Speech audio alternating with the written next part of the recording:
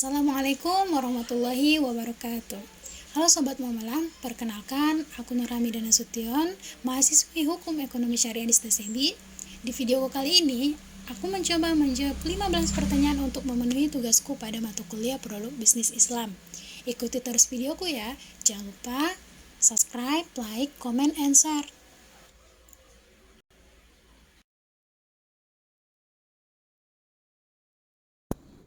Halo Sobat Muamalah, soal ke-12 adalah Dodi memiliki jumlah total investasi di reksadana sejumlah 250 juta. Bagaimana perhitungan zakat investasi tersebut?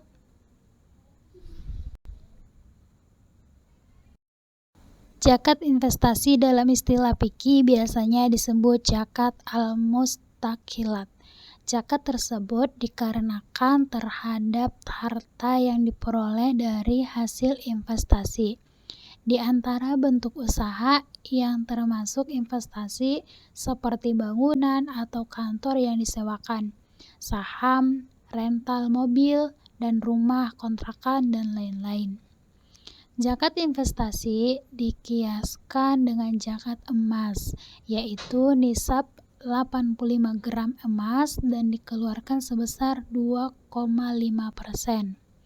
Kita hitung terlebih dahulu nisabnya.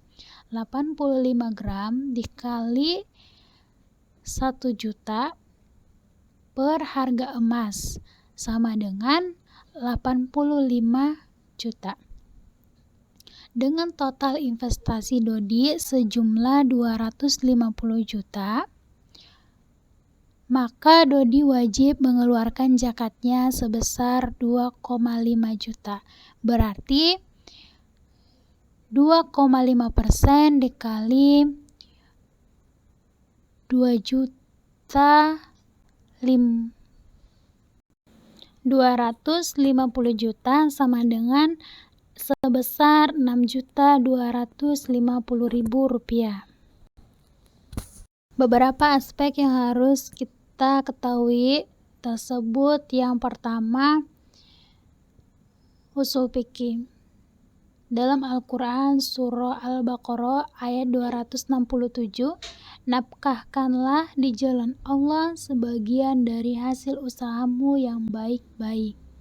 Kemudian dalam Quran Surah At-Taubah ayat 103, ambillah zakat dari sebagian harta mereka. Dengan zakat itu kamu membersihkan dan mensucikan mereka, dan berdoalah untuk mereka. Sesungguhnya doa kamu itu melahirkan ketentraman jiwa mereka, dan Allah Maha mendengar lagi Maha mengetahui.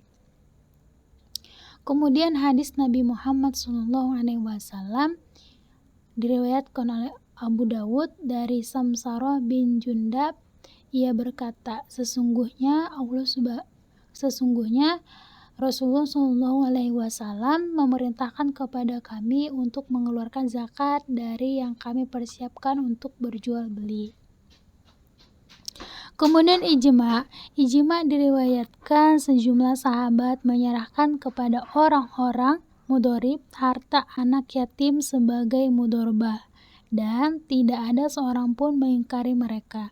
Karenanya hal itu dipandang sebagai ijma. Kemudian kaidah yang kedua yaitu kaidah fikih. Pada awalnya semua bentuk muamalah itu boleh dilakukan kecuali ada dalil yang mengharamkannya. Aspek yang ketiga yaitu maqasid syariah.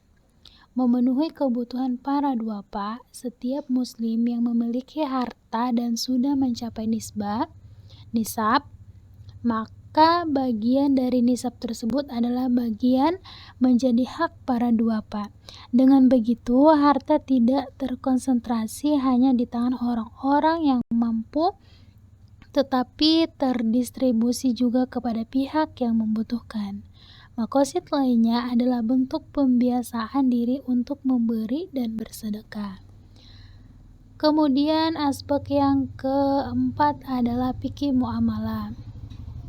Akad mudharabah adalah akad kerjasama suatu usaha antara pemilik modal, Malik ataupun Sohibul Mal yang menyediakan seluruh modal dengan mengelola, amil ataupun mudharib, dan keuntungan usaha dibagi di antara mereka sesuai nisbah yang telah disepakati dalam akad. Akad tabarruk zakat adalah akad yang bersifat sosial, yaitu nama harta yang khusus yang diambil dari harta yang khusus dengan cara yang khusus dan digunakan untuk kelompok-kelompok tertentu. Salah satu investasi memiliki akad mudharabah adalah konsep di mana deposan ataupun si malik ataupun sohibul mal memberikan modal untuk sebuah usaha atau jasa, kemudian memberikannya kepada mudharib, yaitu pelaku usaha, dengan ketentuan-ketentuan sohibul mal mendapatkan bagi hasil dan menanggung seluruh resiko kerugian di luar kelainan mudharib. Begitupun mudharib melaksanakan bentuk usaha yang disepakati dan mendapatkan bagi hasil.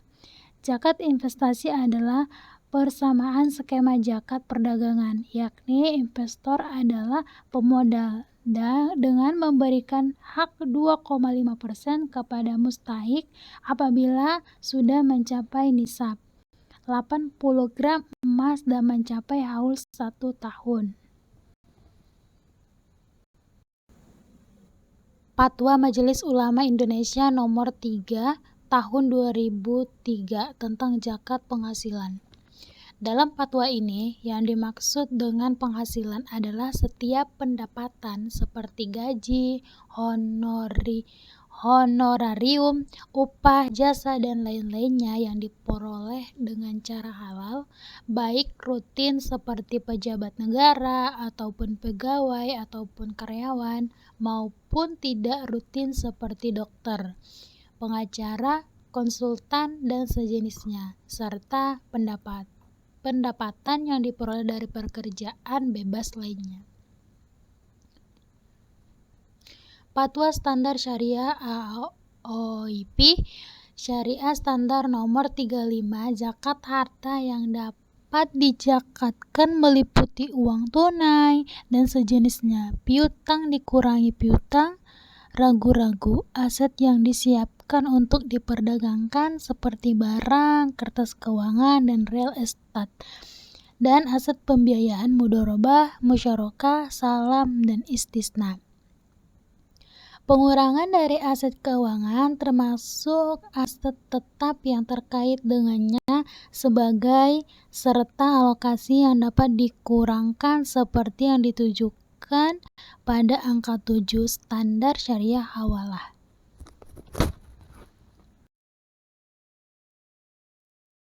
Thank you for watching.